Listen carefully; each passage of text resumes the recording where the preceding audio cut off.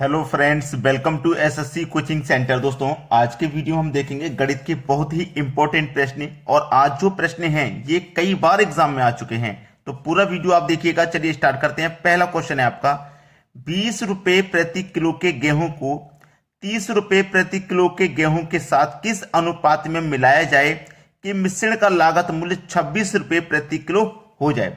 यानी कि हम क्या करेंगे, 20 रुपए किलो वाले गेहूं और 30 रुपए किलो वाले गेहूं को मिला करके वो 26 रुपए प्रति किलो में बेचेगा।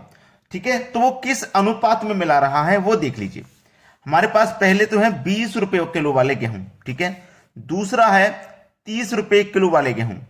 यहां पे यूनिट हमारे पास सेम है, ये भी रुपए किलो, ये भी रुपए किलो और ये भी रुपए किलो। ये 20 रुपए किलो, ये 30 रुपए किलो, दोनों को मिलाकर के हम बेच रहे हैं 26 रुपए किलो में। ठीक है, अब इसका आसान मेथड है एलिगेशन मेथड, यानी कि आप क्या करोगे, क्रॉस अंतर करोगे इस तरीके से, क्रॉस में अंतर। ठीक है, तो 30 और 26 का अंतर मैं करूंगा 4 आ जाएगा, 20 और 26 का अंतर करूंगा 6 आ जाएगा। अब 2 से कट जाएगा 2 बार में, और 2 से ये भी कट जाएगा 3 बार में। तो हम किस अनुपात में मिलाएंगे, 2 अनुपात 3 में मिलाएंगे। 2 अनुपात 3 का मतलब है कि अगर हम 2 किलो 20 रुपए किलो वाले गेहूं मिला रहे हैं तो 3 किलो 30 रुपए किलो वाले गेहूं मिलाएंगे। इस तरीके से समझ लीजिए आप। तो आपके प्रश्न का आंसर आ गया 2 अनुपात 3। यही तो पूछा था हमसे, तो केवल इतना पूछा है कि किस अनुपात में मिलाएं कि हमारा जो लागत मूल्य है वो 26 रुपए प्रति किलो हो जाए। तो हम 2 अनुपात 3 के अनुपात में मिलाएंगे तो हमारा जो लागत मूल्य है वो 26 रुपए प्रति किलो हो जाएगा। ये हमारे सवाल का यहां पे बिल्कुल सही जवाब हो गया। चलिए ना सभी को, अब देखेंगे अगला प्रश्न। अगला प्रश्न है, एक दुकानदार 20 रुपए प्रति किलो के गेहूं को 28 रुपए प्रति किलो गेहूं के साथ किस अनुपात में मिलाए कि मिश्रण का विक्रय मूल्य 30 रुपए प्रति किलो हो जाए यदि वह 20% लाभ पर बेचता है। अभी देखिए, इसमें आपको पूरी बात पिछले क्वेश्चन की जैसे नहीं है। पहला 20 रुपए किलो है, दूसरा गेहूं 28 रुपए किलो है, और लागत मूल्य नहीं है। इसमें लागत मूल्य नहीं है, पूछ रहा है विक्रय मूल्य 30 रुपए किलो हो जाए, विक्रय मूल्य 30 रुपए किलो हो जाए। तो हमें यहां पे क्या दे रखा है, वो 20% लाभ पर बेचने के लिए दे रखा है, 20% लाभ पर। तो पहले क्या करेंगे, इसे हम 100 कर लेंगे। यानी कि पहले वैल्यू हमारी 100 होगी, 20% लाभ पर बेचेंगे तो 120 हो जाएगी। भाई 100 की चीज को 120 में बेचेंगे तभी तो 20% का फायदा होगा। भाई होगा कि नहीं होगा, बता दीजिए आप। तभी तो हमें 20% का फायदा हो जाएगा। अब हमें उसने बोला है कि वो 20% लाभ पर बेचा है, तो पुरानी चीज 100 रुपए की होगी, तब जाके दूसरी चीज 120 रुपए की हो जाएगी। ठीक है, चलिए अब यहां पे मैं क्या करूंगा, इसको कटा लूंगा। 20 से कटेगा 5 बार में, और ये 20 से कट जाएगा 6 बार में। दोनों 20 से कट जाएंगे। जब दोनों 20 से कट गए तो हमारे पास देखिए कितना था, पहले 20 रुपए किलो के गेहूं थे, बाद में 28 रुपए किलो गेहूं थे। अब ये मैंने 20 से दोनों कटाया, ये 5 बार कट गया, ये 6 बार कट गया। अब इसका मल्टीप्लाई मैं 5 से कर दूं और इसका मल्टीप्लाई 5 से कर दूं, तो 5 पचे 25 हो जाएगा, और 6 पंजे ये 30 हो जाएगा। ठीक है, ये 6 पंजे कितना हो गया, 30 रुपए हो गया। क्यों, हमें करना क्या था, जब हम 20% के लाभ पे बेच रहे हैं तो हमें क्या हो रहा है भाई, 20% के जब हम लाभ पे बेच रहे हैं तो 30 रुपए प्रति किलो हो रही है कि ना हो रही वैल्यू हमारी।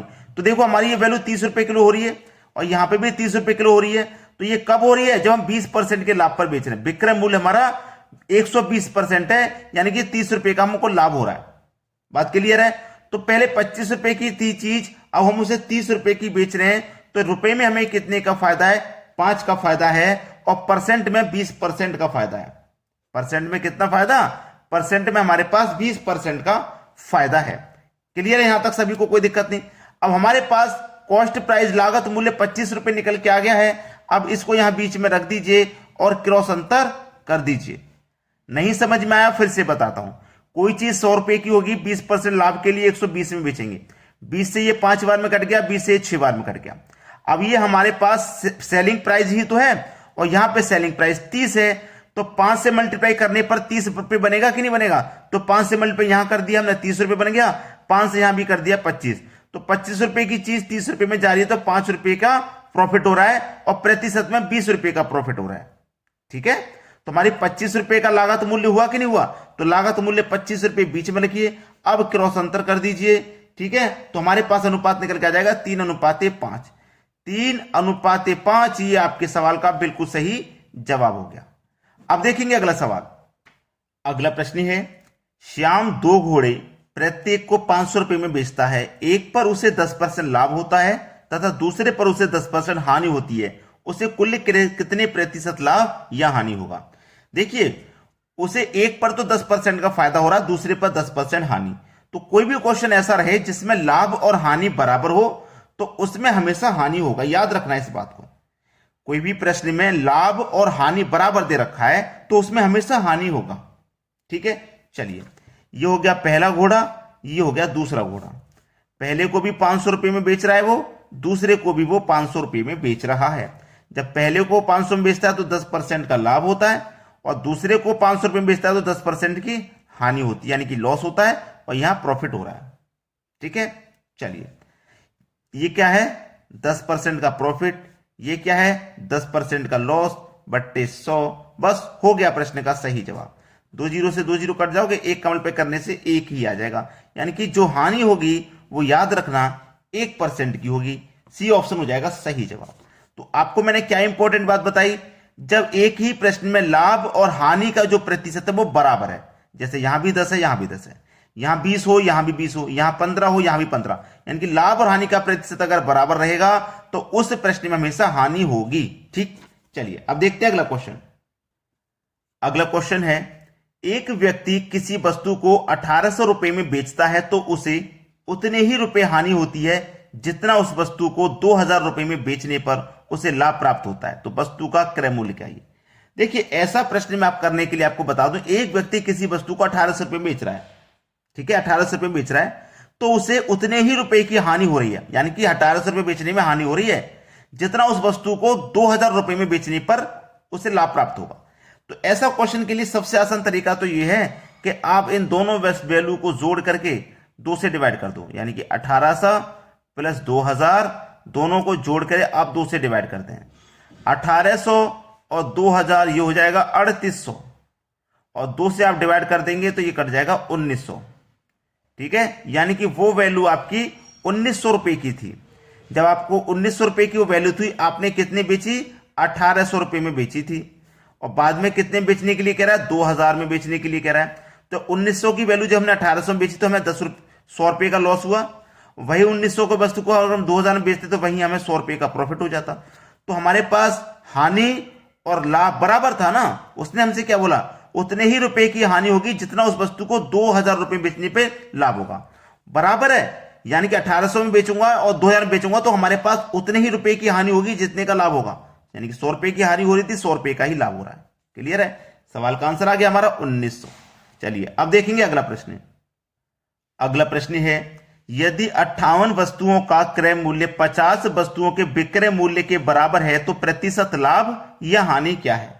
देखो, 58 वस्तुओं का क्रय मूल्य मतलब कॉस्ट प्राइस, 50 वस्तुओं के विक्रय मूल्य मतलब सेलिंग प्राइस के बराबर है। तो दोनों को मैंने बराबर कर दिया। तो प्रतिशत लाभ या हानि क्या है ये बताना है। देखिए, इधर मेरा कॉस्ट प्राइस है तो मैं इधर कॉस्ट प्राइस लिख लेता हूं, और जब मैं सेलिंग प्राइस को इधर लेके आऊंगा बराबर के तो कॉस्ट प्राइस के बटे में ये सेलिंग प्राइस आ जाएगा। इधर क्या बचेगा? 50। अब इस 58 को इधर लेके जाऊंगा तो 50 के बटे में मेरा 58 आ जाएगा। देखो, कॉस्ट प्राइस मेरा 50 रुपए हो गया, सेलिंग प्राइस 58 रुपए हो गया।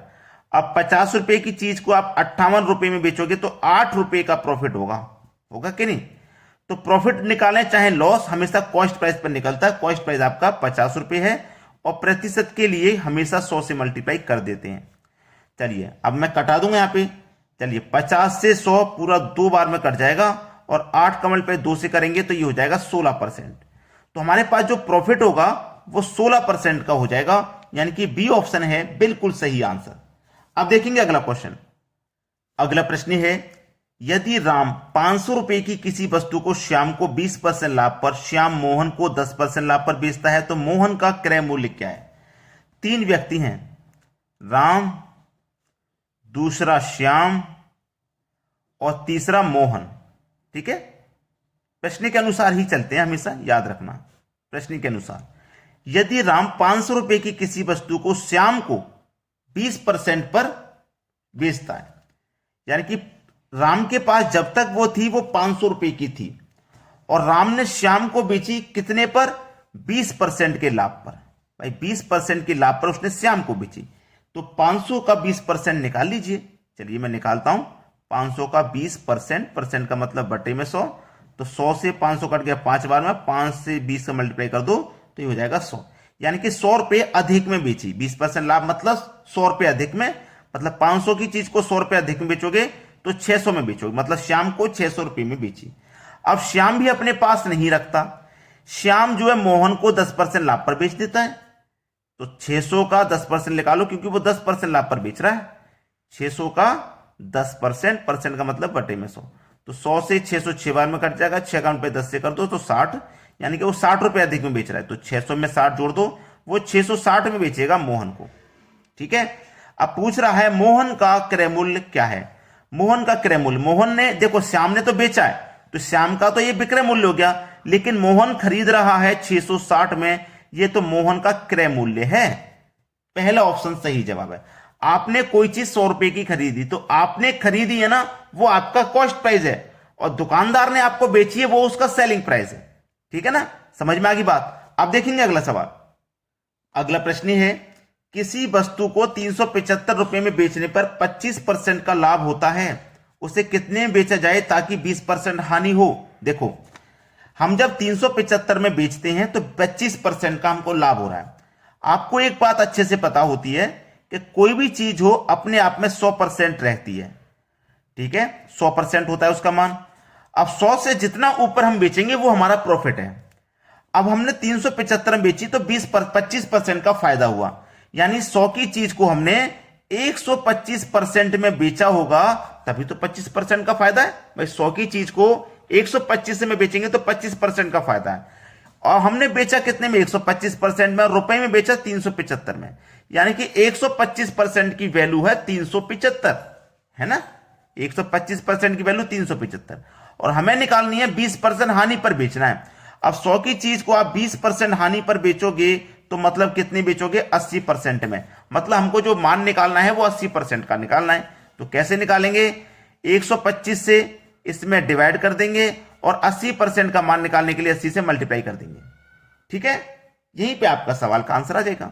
चलो 125 से 375 कटेगा 3 बार में, और 3 का मल्टीप्लाई अगर मैं 80 से कर दूं, 8 त्रिक का 24 और 1 ही 0, 240 हो जाएगा।